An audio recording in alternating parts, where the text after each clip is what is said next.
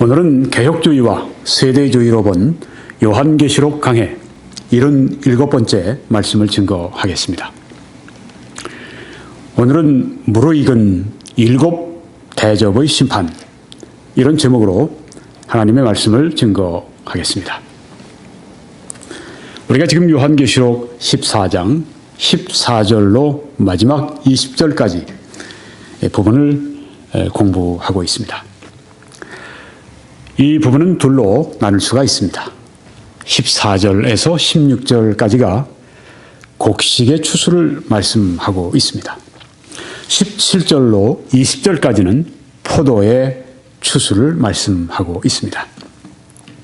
오늘은 곡식의 추수에 대해서 말씀을 드리려고 합니다. 본문 말씀을 읽겠습니다. 또 내가 보니, 우리 원어 또 영어 성경들을 보게 되면은 내가 보니 한 후에 보라 하는 말이 또 나옵니다. Behold 그런 말이 또 등장을 합니다. 또 내가 보니 보라, 흰 구름이 있고 구름 위에 인자와 같은 이가 앉으셨는데 그 머리에는 금 면류관이 있고 그 손에는 예리한 낫을 가졌더라. 또 다른 천사가 성전으로부터 나와 구름 위에 앉은 이를 향하여 큰 음성으로 외쳐 이르되 당신의 낫을 휘둘러 거두소서. 땅의 곡식이 다 익어 거둘 때가 이르렀음이니이다 하니 위에 앉으신 이가 낫을 땅에 휘두르매 땅의 곡식이 거두어지니라. 네, 여기에 이 곡식의 추수에 대한 말씀이 나옵니다. 이 곡식의 추수는 무엇을 의미합니까? 개혁주의 신학자 핸드릭슨 박사는 신자의 추수를 말씀하고 있다, 그렇게 주장을 합니다. 여기에 지금 곡식의 추수는 그리스도인들, 성도들, 신자를 추수하는, 신자를 모으시는, 택한 자들을 모으시는 그런 하나님의 역사를 말하고 있는 것이다, 이렇게 주장을 합니다. 그 근거가 되는 말씀으로 마태복음 13장 12절 말씀을 인용을 합니다. 읽겠습니다. 손에 키를 들고 자기의 타작 마당을 정하게 하사 알곡은 모아 곳간에 들이고 쭉정이는 꺼지지 않는 불에 태우시리라. 여기 알곡을 모으는 것, 이게 바로 지금 이 계시록 14장 14절에서 16절까지의 말씀이다, 이렇게 주장을 합니다. 곡식의 추수는 곧 신자의 추수를 말한다. 그런데 다 그렇게 생각하는 것은 아닙니다. 오히려 정반대로 생각하는 경우가 있습니다. 이 곡식의 추수를 세대주의 신학자인 존 월버드 박사는 불신자를 향한 심판을 가리킨다, 이렇게 말씀을 합니다. 여기 곡식의 추수는 다른 것이 아니라, 신자의 추수가 아니라 불신자를 심판하시는 것을 말씀하고 있는 것이다. 자, 정반대의 그런 해석이 나옵니다. 그럼 왜 이런 해석이 나올까요? 근거로 이렇게 주장을 합니다. 이 연속적인 예언들 안에 지금 예언들이 연속적으로 나오고 있습니다.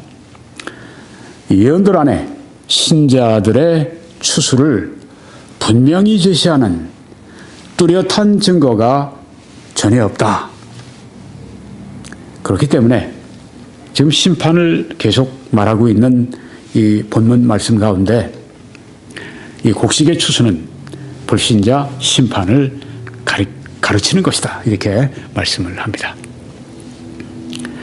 네, 이유가 있죠. 분명한 이유가 있습니다. 이 연속적인 예언들 안에 신자들의 추수를, 택함받은 사람들을 모으시는 그 하나님의 그 신자들의 그 추수를 분명히 제시하는 뚜렷한 증거가 전혀 없기 때문이다, 이렇게 말을 합니다. 네, 이것도 상당히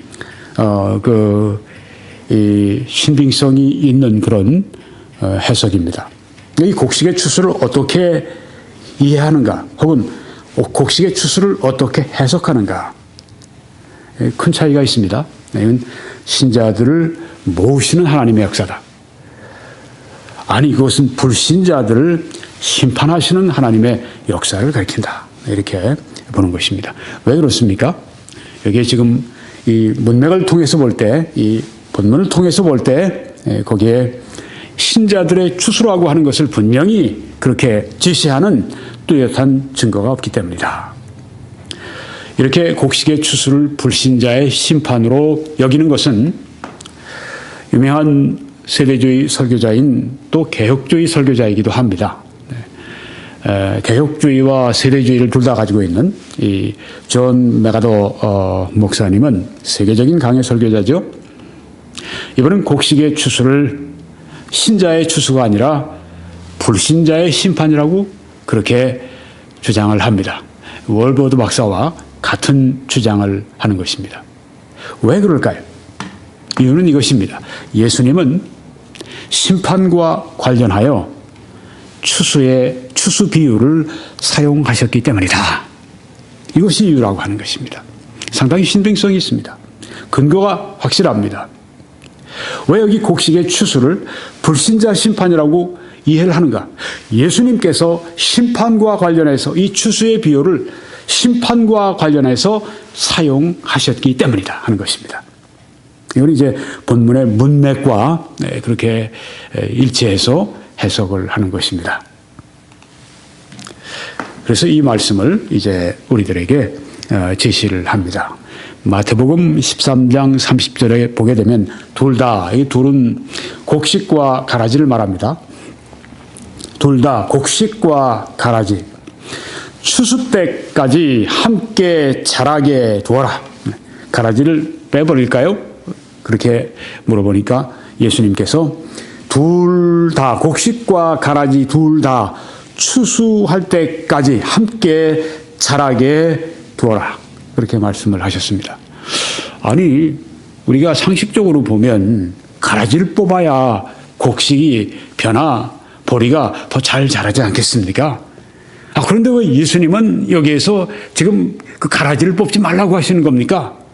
이유가 지금 그 밭에 있는 그걸 말씀하시는 것이 아니라 마지막 때에 있을 심판의 추수를 말씀하고 있기 때문입니다. 심판의 추수는 언제 있을 것인가? 마지막 때에 있을 것이다. 그래서 추수할 때까지, 마지막 심판 때까지 함께 자라게 두어라. 그렇게 말씀을 하셨습니다. 지금도 곡식과 가라지가 이 세상에 함께 존재합니다. 하나님의 자녀들과 또 하나님을 믿지 않고 어떤 사람은 하나님을 굉장히 증오하는 사람들도 있습니다. 함께 살아갑니다. 옆에 동네에서 옆집 아파트라면 위아래 그렇게 함께 살아갑니다. 함께 자라게 두라. 추수 때, 마지막 심판 때 내가 추수꾼들에게 말하기를, 그렇게 말씀하십니다. 자, 여기 추수에 대해서 이제 제자들이 몇 절 후에 보면은 질문을 해서 이게 무엇을 의미합니까? 예수님이 설명을 이렇게 해 주십니다.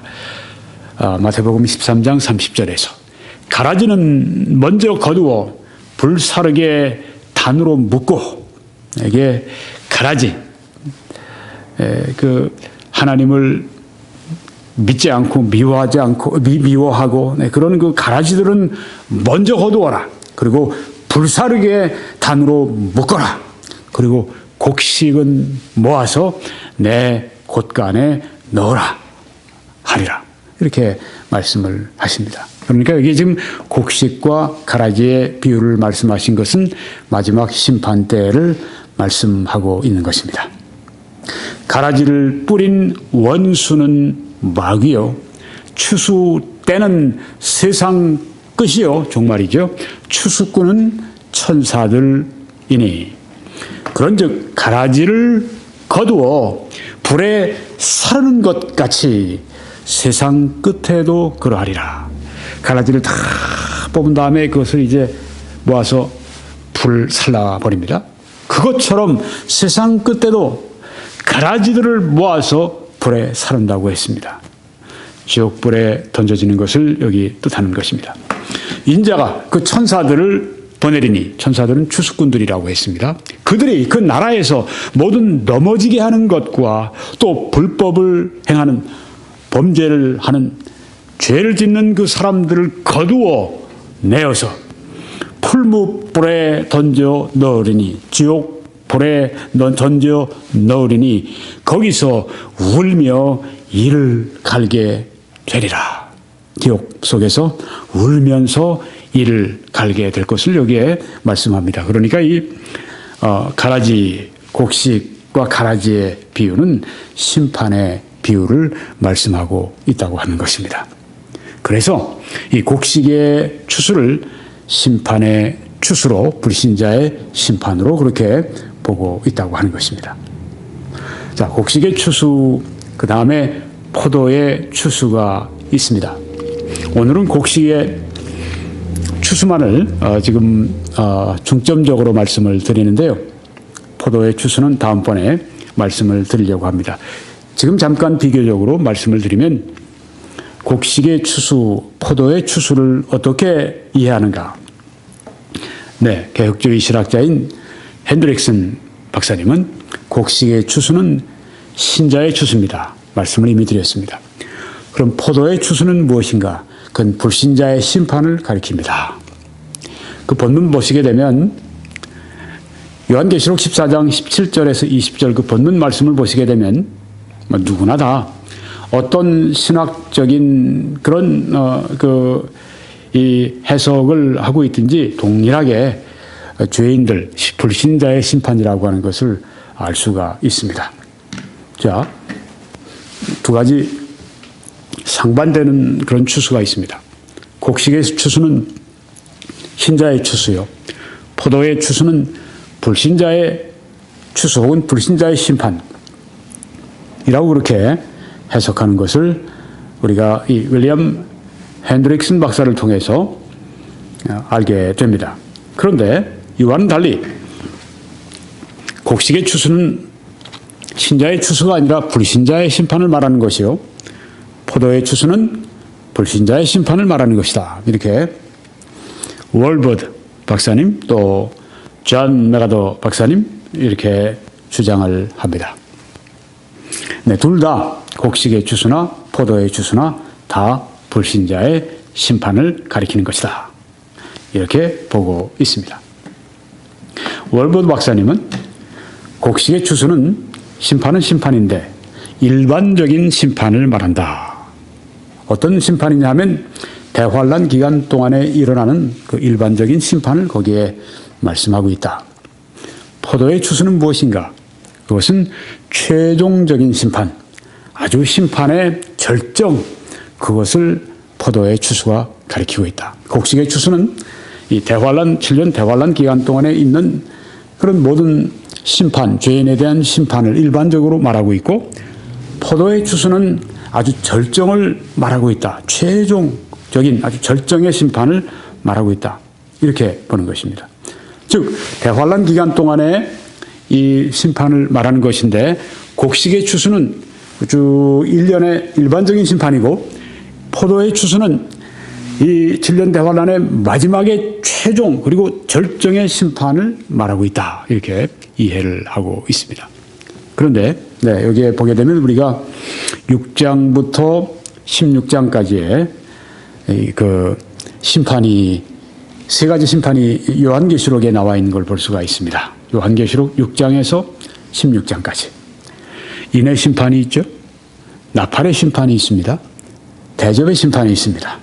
각각 7번, 그렇게 인이 7번, 나팔이 7번, 대접이 7번, 이렇게 21번인데, 사실상 이 21번의 심판이 아니라 19번의 심판이 됩니다. 왜 그렇습니까? 인의 심판에서 첫째, 둘째, 셋째, 넷째, 다섯째, 여섯째 인까지, 그것은 독립적인 것인데, 7째 인을 떼면 무엇이 시작이 되냐면 동시에 나팔 첫 나팔 심판이 시작이 됩니다. 중복이 됩니다. 또 나팔 심판도 1, 2, 3, 4, 5, 6 여기는 독립적인 심판인데 일곱 번째 나팔 울려 퍼질 때 심판이 있을 때 일곱 대접의 심판의 첫 번째 대접의 심판과 중복이 됩니다. 그래서 지금 중복되는 거 두 개를 21에서 빼면은 21 마이너스 2 하면 19번의 심판의 모습이 여기에 나타나는데 이 모든 것들이 다 일반적인 심판이요. 그리고 마지막 대접의 심판의 그 마지막 때 그때가 바로 이 포도의 추수를 말하는 것이다. 그렇게 본다고 하는 것입니다. 다시 돌아가세요. 네. 곡식의 추수는 월버드 박사님은 이 인, 나팔 그리고 대접의 심판 대환란 기간 동안에 있는 그런 일반적인 심판을 가리키는 것이고 포도의 추수는 그것은 마지막 진짜 최종적인 그리고 절정의 심판을 말하는 것이다. 이렇게 이 말씀을 통해서 이해하고 있다고 하는 것입니다.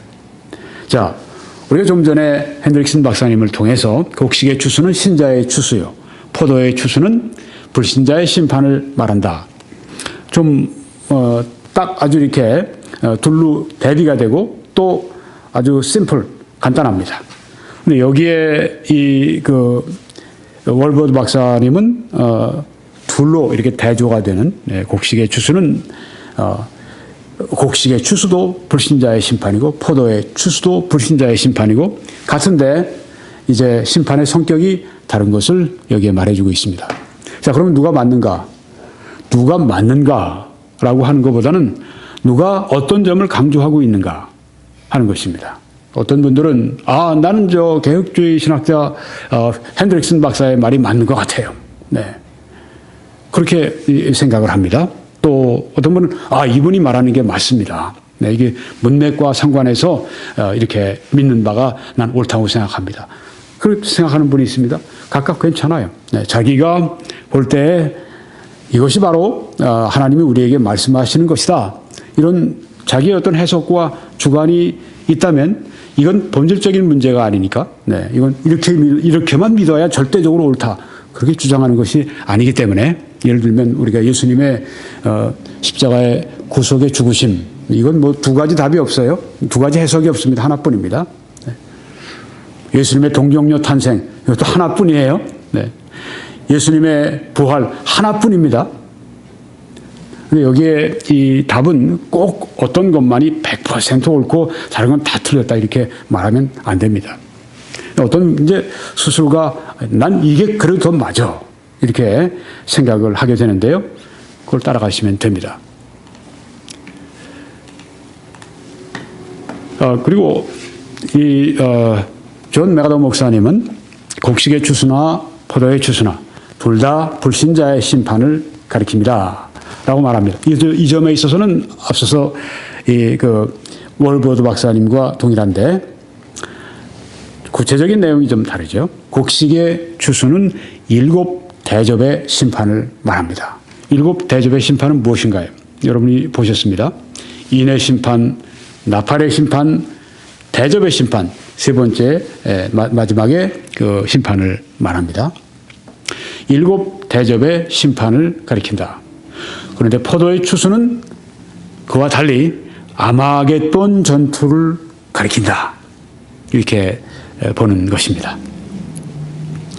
자, 이 곡식의 추수는 7 대접의 심판을 가리키는 것이요. 그 다음에 따르는 포도의 추수는 아마겟돈 전투를 가리키는 것이다. 이렇게 차이를 두고 있습니다. 저는 개인적으로 이 견해를 택했습니다. 왜냐하면 본문에 이렇게 그 사건이 진행되는 것을 볼 때 또 이 14장이 지금 위치에 있는 이 본문 전체에서 위치에 있는 그 위치를 볼 때 이게 제일 타당하다는 생각을 제가 가지고 있습니다. 근데 저처럼 믿어야 된다고 말씀드리는 건 아니에요. 네.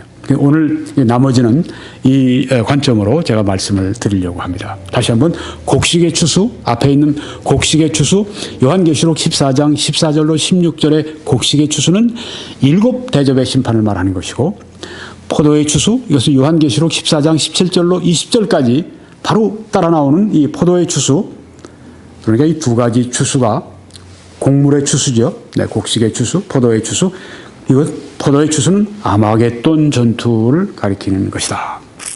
그래서 특별히 이 두 가지를 강조하기 위해서 추수를 두 가지로 이렇게 말씀하셨다.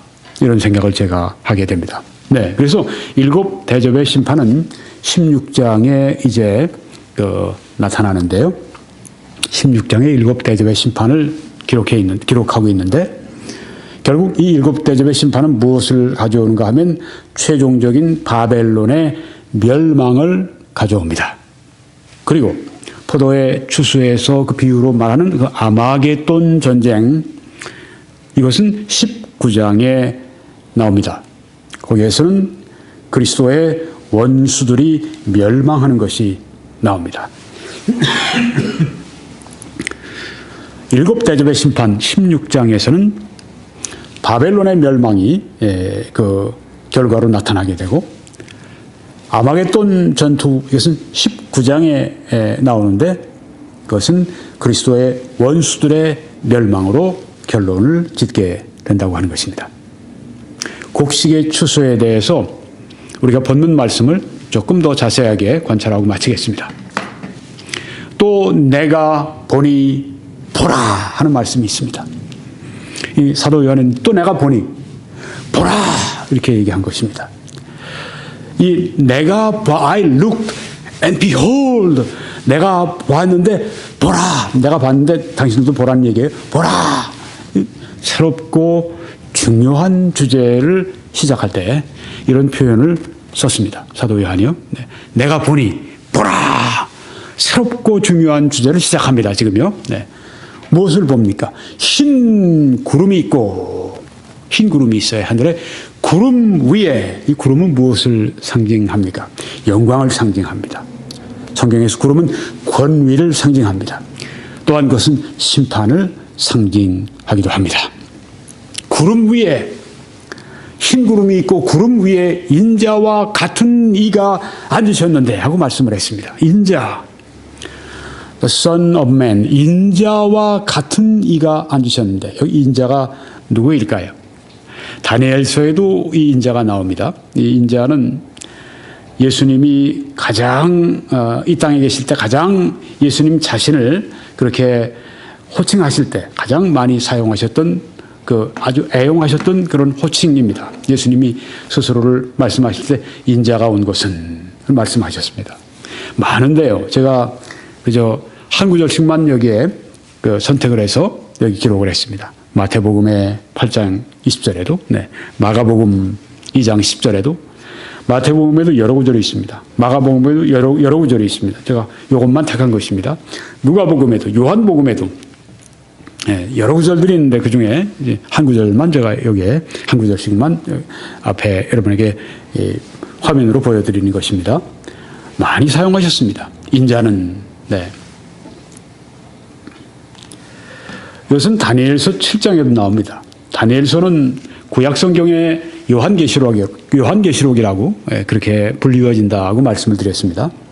이 말씀 보니까 다니엘 7장 13절에 내가 또 밤 환상 중에 보니, 여기 지금 사도 요한도 환상 중에 본 것을 기록했고, 여기에 지금 다니엘서도 다니엘이 환상 중에 봤던 것입니다. 인자 같은 이가 하늘 구름을 타고 와서 하고 말씀합니다. 내가 봤다고 했어요, 이게. 다니엘이 보니까, 밤의 환상 가운데 보니까 인자 같은 이가 하늘 구름을 타고 오셨다고 말씀했습니다. 여기 지금 이 사도 요한이 하늘에 구름이 있는데, 흰 구름이 있는데 구름 위에 앉으신 인자 같은 이라고 말씀했는데, 여기 동일한 하늘 구름 위에 앉아 계신 앉아 있다는 말씀은 여기는 없습니다만은, 네, 여기에 타셨다는 말씀, 구름을 탔다는 말씀이 있습니다. 네. 자, 그 인자가 옛적부터 항상 계신 이 하나님이시죠. 나아가 그 앞으로 인도되며 하나님 아버지를 여기 말씀합니다. 성부 하나님을 말씀합니다. 특별히 하나님 성부 하나님을 말씀합니다. 그 앞으로 성부 하나님 앞으로 인도가 되매 그에게 즉 그 인자 구름을 타고 오신 인자에게 권세와 영광과 나라를 주었다. 이렇게 여기 말씀했습니다. 인자 즉 예수 그리스도에게 권세와 영광과 나라를 그렇게 위임해 주셨습니다. 인자에 관한 말씀 중에서 제일 유명한 구절이 이 구절입니다.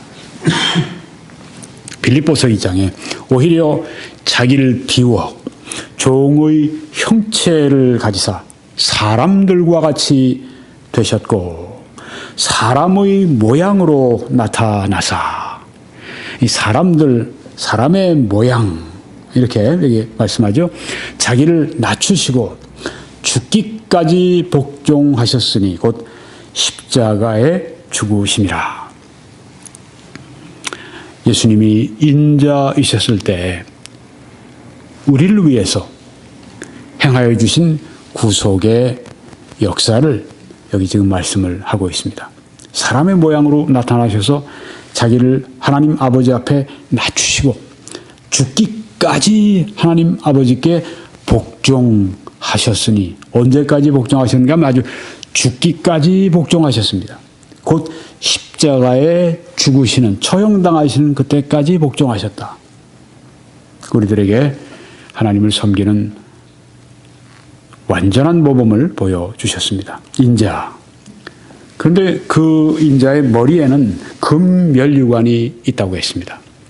이것은 무엇을 말하는가 하면 원수를 이기시는 그 승리자의 관, 스테파노스라고 하는데요. 네, 승리자의 관을 그 머리 위에 쓰고 계셨다고 이 환상 가운데 사도 요한이 보았던 것을 말하고 있습니다.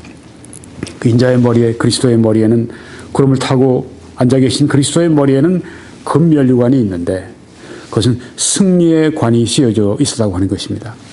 모든 원수를 이기신 승리자의 모습으로 지금 오신 것입니다. 심판하시기 위해 오실 때는 승리자의 관을 쓰시고 오십니다. 처음 예수님이 이 세상에 오셨을 때는 우리의 죄를 위해 십자가에서 처형되시기 위해서 죽으시기 위해서 오셨을 때에는 아주 겸손하게 말구유에 보통 말구유에 탄생하는 사람이 얼마나 많겠어요.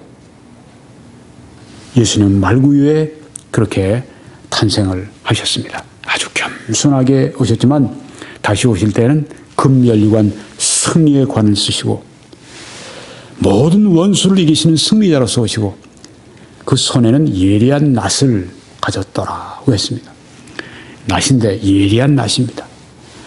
이 곡식을 벨 때, 잡초 벨 때, 또 모든 숲을 들어가서 길을 낼 때 예리한 낫을 쓰죠. 한 손으로는 잡고 그 다음에 낫을 가지고 탁탁 쳐버리면 그런데 다 베어져서 이제 단으로 묶이게 됩니다. 그 손에 예리한 낫을 가졌더라.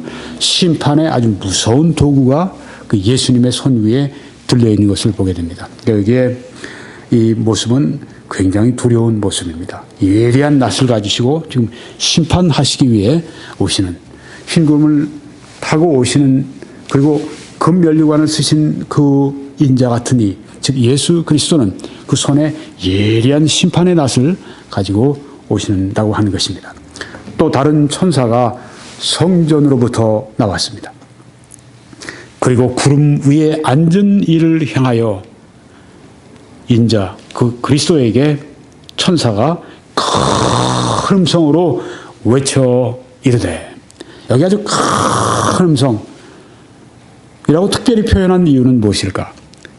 큰 음성은 아주 단호한 그런 또 때로는 절박할 때 우리가 큰 소리를 냅니다.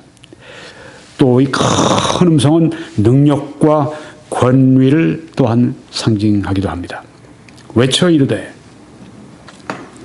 당신의 낫을 그 예리한 낫 그것을 휘둘러서 그 예수님의 손에 들려져 있는 그 심판의 예리한 그 낫 그것을 휘둘러서 거두소서 큰 목소리로 당신의 낫을 휘둘러 거두소서 땅의 곡식이 다 익어 거둘 때가 이르렀음이니이다. 그렇게 큰 소리로 성전에서 나온 천사가 아주 단호하게 능력과 권위를 가지고 부탁을 드리는 것을 볼 수 있습니다. 예수님, 당신의 낫을 휘두르십시오. 거두십시오. 땅의 곡식이 다 익었습니다. 익었다고 하는 표현은 우리가 원어를 보게 되면은 말라 아주 시들어버린 것을 말합니다. 아주 그냥 말라버린 거예요. 아주 시들어버린 것입니다. 아무 쓸모가 없어요. 이거 거둬가지고 바로 그런 걸 말합니다. 그러니까 뭐 곡식을 아무 쓸모없는 때 누가 거두겠어요, 그렇죠?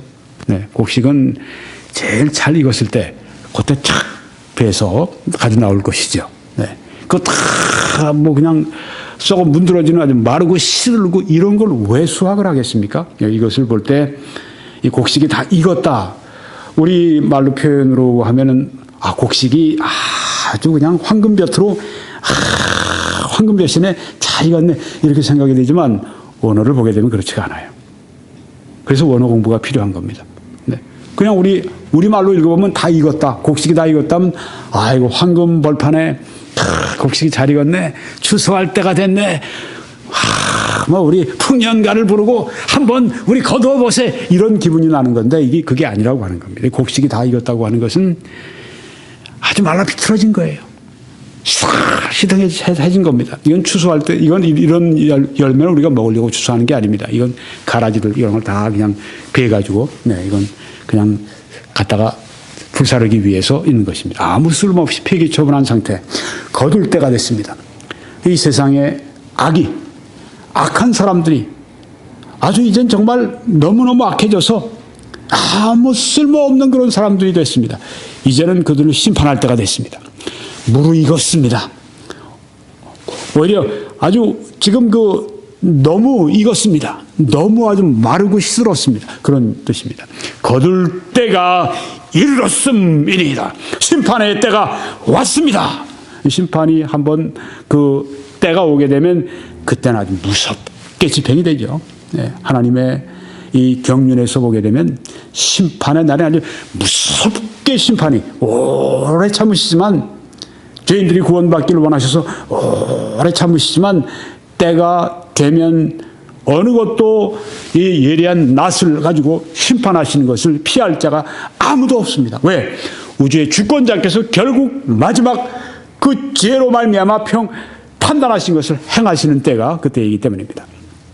위에 앉으신 이가 낫을 땅에 휘두르매 땅의 곡식이 거두어지니라 말씀합니다. 그의 낫을 심판에 그 낫을 휘두르니까 땅의 곡식이 그냥 우리가 성경에 원어 성경에 보게 되면 곡식이라는 말이 사실은 없어요. 네, 우리 말로 이렇게 번역을 했는데 그 harvest라고 나와 있습니다. 그 추수라고 나와 있습니다. 네, 그러니까 이게 뭐 곡식의 추수냐, 그냥 우리가 편의상 곡식이라고 여기 붙인 건데요. 네, 하여튼 땅에 이 추수할 것이 땅이 추수가 되었다 그렇게 말씀하고 있습니다. 이 추수, 곡식의 추수. 이것은 7 대접의 심판을 의미하는 것이다. 이렇게 제가 말씀을 드렸습니다. 7 대접의 심판이 뭔가요? 16장 들어가면 자세히 우리가 공부를 하겠습니다만 오늘 간단히 제가 소개만 하고 끝내려고 합니다. 첫째 대접의 심판은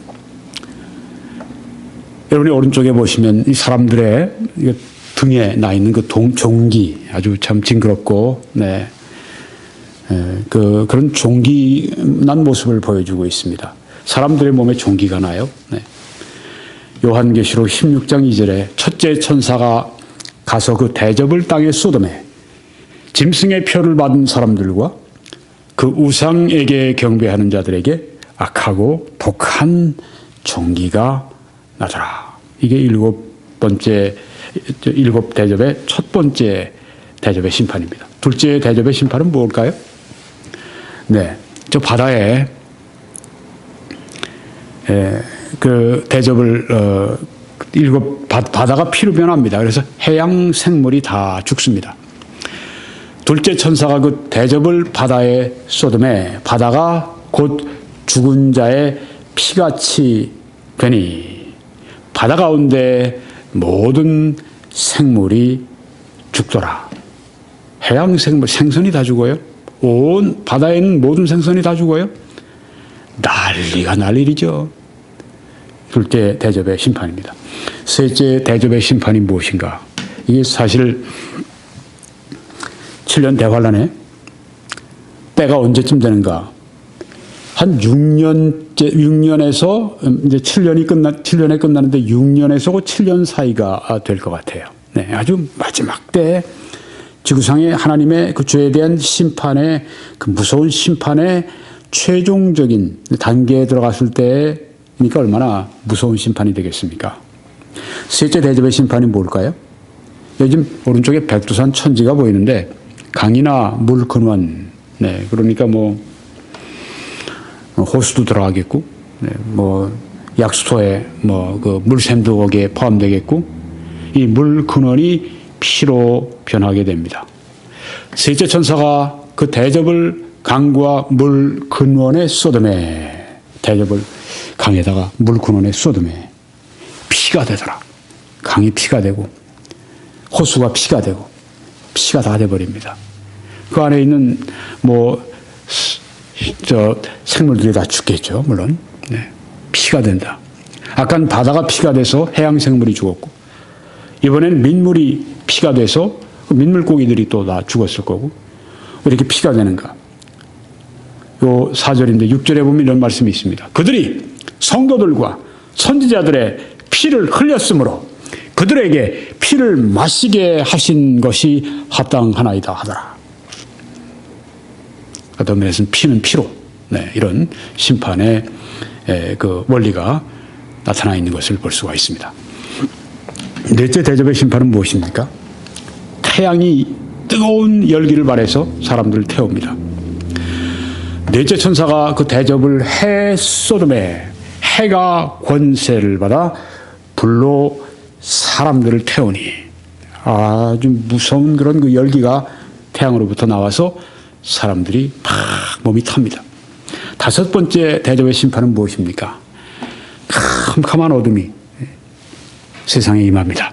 또 다섯째 천사가 그 대접을 짐승의 왕좌에 쏟으니 짐승의 나라, 적그리스도가 다스리는 그 세계, 그 나라가 곧 어두워지며 마치 애굽 전국이 어두워진 것처럼 그 세계 전체가 어두워졌다고 했습니다.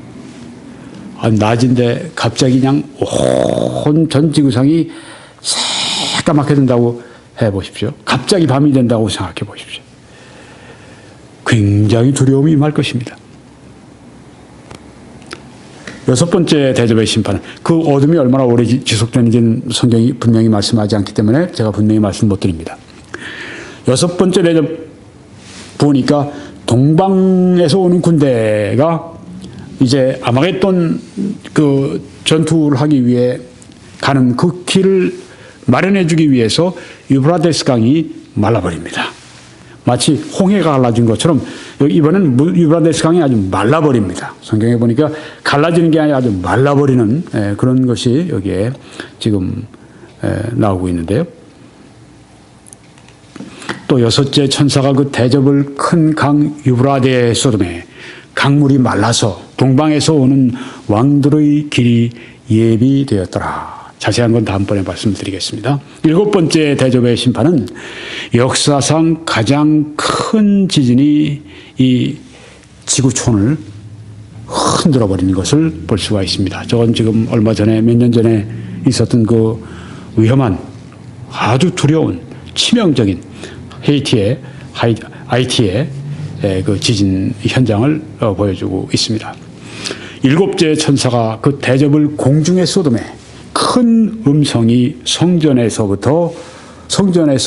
보좌로부터 나서 이르되 되었다. 하나님의 음성인 것 같죠? 네. 보호자로부터 되었다, 됐다, 이렇게 여기에 말씀을 합니다. 번개와 음성들과 우레소리가 있고 또 큰 지진이 있어. 얼마나 큰지 사람이 땅에 있어 온 이래로 이같이 큰 지진이 없었더라. 인류 역사상 최고의 강진이 이때 오게 됩니다. 아니, 지진이, 이렇게 큰 지진이 온 세계적으로 온다고 할 것 같으면 뭐 이제 삶이 이제 불가능하죠. 이게 일곱 대접의 심판의 마지막입니다.